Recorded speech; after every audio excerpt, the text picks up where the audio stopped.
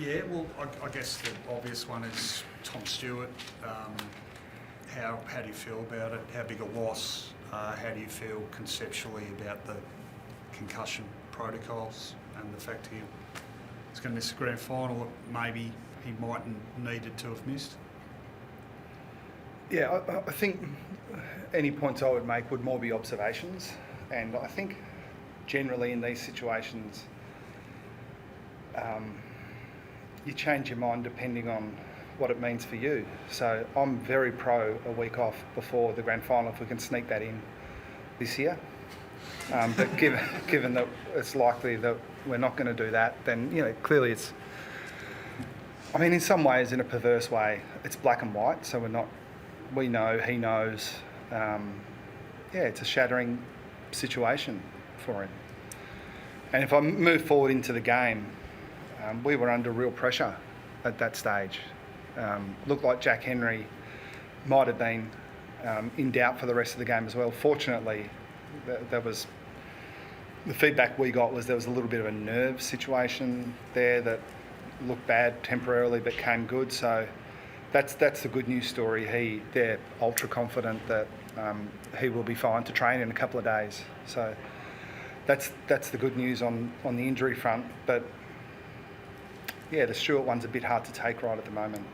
And the extension of that too is a well-worn theme, but the pre-finals bye, you guys look like you might have just been a little rusty, underdone, rusty. Yeah. So obviously, if you're going to have the week, you move the week to pre-grand final, you kill two birds with one stone. So I know we're sort of on the same page about this, but does it strengthen your feeling about that? I have a view on it, but if you go all the way back, my view was probably informed by the rationale for doing it anyway, which I thought was flawed. I understand it's not optimal for the AFL to have masses of players rested for inconsequential games in the last home and away round of the year, but I just didn't think that was a good enough reason. And I think how strongly I feel that the club should have autonomy over this stuff. And it was in a period of time too where the AFL just couldn't find another space for a bye during the year, and then they found one overnight. But there seems to be a ground. So again, I don't want to give a strong opinion. It's more an observation that others have made that maybe if there has to be one before grand final would be better. I still go back to I think what I said 2 weeks ago. If you gave us the option, do you want to play next week? Or would you prefer to have the week off? We'd take the week off. So I don't think it was, and that's sort of the way it played out tonight, but I don't think would be fair for us to kind of flip-flop on that. We looked rusty, so it was a bad idea. When, again, we were happy with that preparation. It's hard work to get to the stage where you go into a prelim final in as good a shape as we did tonight. So it looked a bit rusty, really disappointing for Stewart, but proud of the way that we hung in. And I'm assuming, I didn't hear what Sam said, but I'm assuming they had some challenges with players that have had a hard few weeks. So it depends on which side of the coin you focus on. But, there are pros and cons. Chris, can we get you to wax a bit of lyrical about Patrick Dangerfield? Can I? Can we get you to talk a bit about Patrick Dangerfield? Yeah. We don't...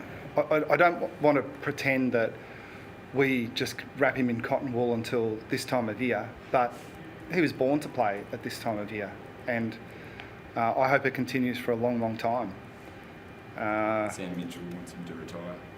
Yeah, well, I wanted Sam to retire as well, so I get where he's coming from.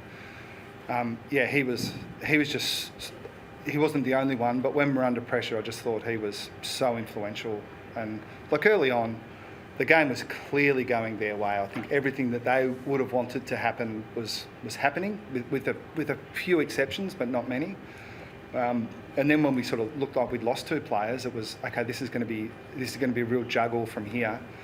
And I thought our team in the box adjusted to those things well, but it can be a bit overrated, that stuff, because you can do a good job. It's the players that still have to execute. And a little shout out to Jai Clark, who's been on the edge of our team for a long time, and to come in and play the way he did in the prelim final, I don't really believe in that idea that it's the, one performance is the making of players.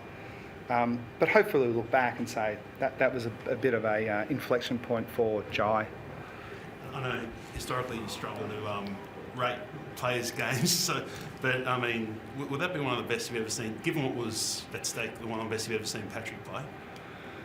Oh, he's played some good ones. Yeah. And you're right, likely you will have a better feel for his individual performance than I do right at the moment, because we tend not to watch the game that way, but it felt like, it did 10 years ago, or almost 10 years ago, when it's like, okay, something's not going right, how do we get, Patrick in the spots where he can influence? Is it amazing? I mean, he's 35, it's his 359th game to be performing that well, so deep into his career. And more broadly, so many players across the league, it's just pretty incredible, isn't it? It's so late to Yeah, I think it is. I'm not sure exactly why. I've got a few ideas that are likely to be right, but they don't represent the whole picture. And you can do a whole lot of things with older players to help them still perform, well into their 30s, but you still got to have that will and that. I don't even know how to describe it other than that, drive that Patrick has. It's very, very few have it.